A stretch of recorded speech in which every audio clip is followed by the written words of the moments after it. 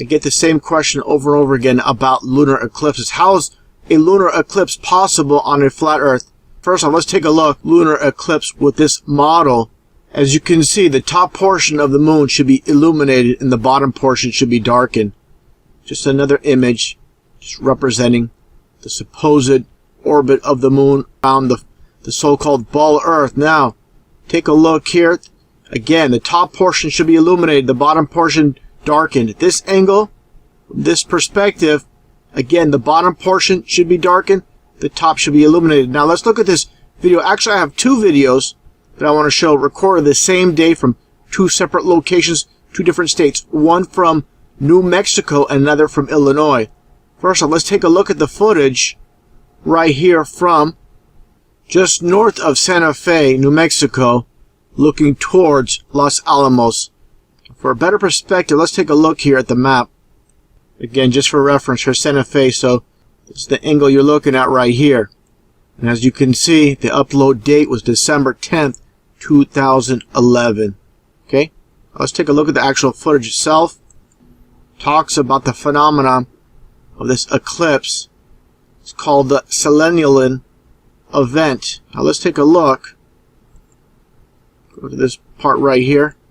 Now take a look at this time lapse of this moon, where both the sun, again this is the sunrise, the sun and the moon are both above the horizon. Look at the top portion of the moon. It's darkened. Again, going back, put pause here for a second.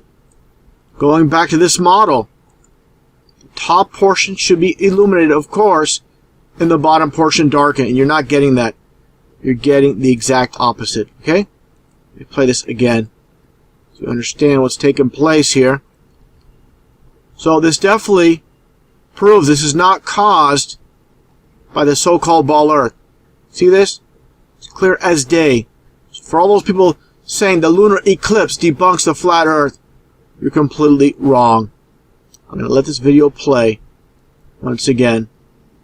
Just look at all this footage and realize most important aspect of this is during the sunrise. Okay? And there you go.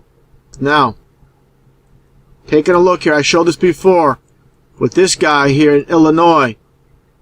Okay? Take a look at this footage once again. Basically the same exact thing. Like I said, the same exact day.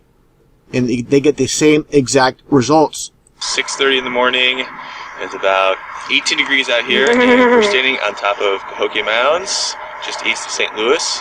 Behind me is a full moon, which will soon be going into a full lunar eclipse as it sets, kind of a rare experience, while at the same time behind us, the sun is already beginning to rise. So this could be a very interesting and beautiful experience.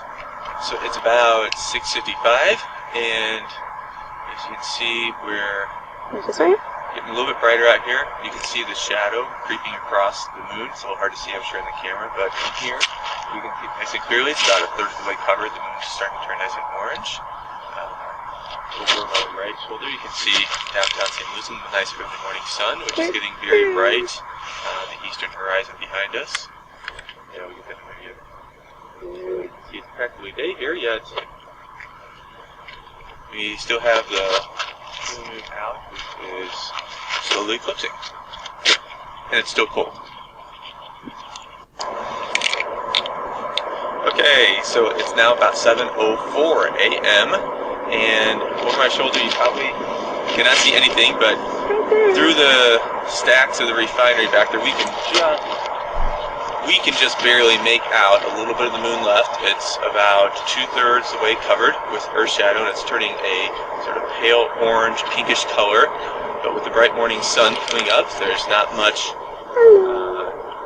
enough contrast to be able to see the moon there. We can still see it just a little bit. What I find very interesting is I was expecting the shadow to come upward across the moon as it would go down and it would pass into shadow, and actually it's going the other way around.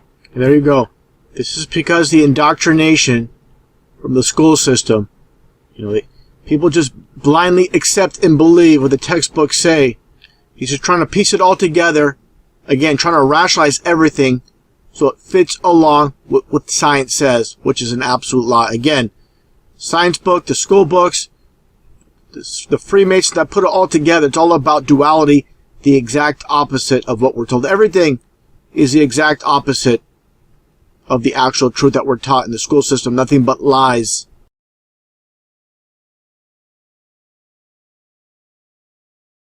Around the Earth, it's moving farther up, even though the sun's light is actually coming from over there. It's actually coming underneath the Earth. So no, it's not. The sun is not coming. The sunlight is not coming from underneath the Earth. Give me a break. Again, just trying to rationalize why it's not adding up to the science books. So if you imagine, the sun is here, the Earth is here, and the moon is back here, and this light was coming under the Earth. But how can that be? You just showed yourself the sun is above the horizon. So again, he makes absolutely no sense trying to explain this. Sad. It's very sad how people can't get off the lights. Instead of saying, you know what we were taught doesn't add up, doesn't make sense, what's going on here? They can't do it. Because then you're considered crazy. You can't go there. That's exactly what's taking place. But the moon must be rotating around even though we're turning, so it looks like the moon is going down. It's kind of an optical illusion. It's pretty cool. Yeah, an illusion. So the sun is scheduled to set at 7:08. I'm sorry. The only illusion is what you're taught in the school system. There you go once again. Top portion is darkened, and the bottom portion is illuminated. And with this video clip, again from New Mexico, there's no narration for this video. Can't explain this. Science cannot explain this. Again, let's take a look here at what space.com has to say about this occurring. Space.com's website. Scroll down. See what it says here. This interesting sky watchers should attempt to see the solar eclipse of the moon and the rising sun simultaneously.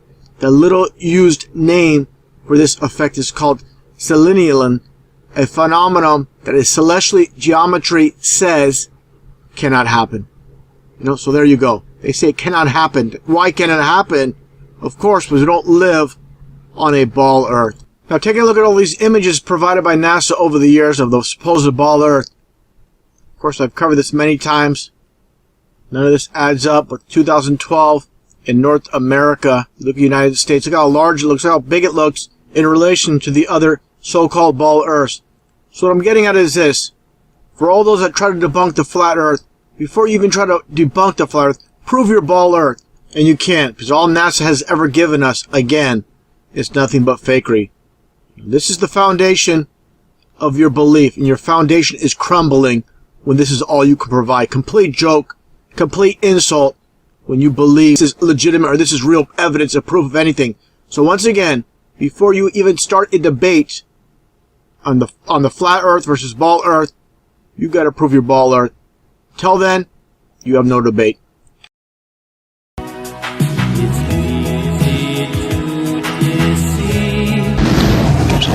John chapter 9, verse 25. Whereas once I was blind, now I can see. Now I can see.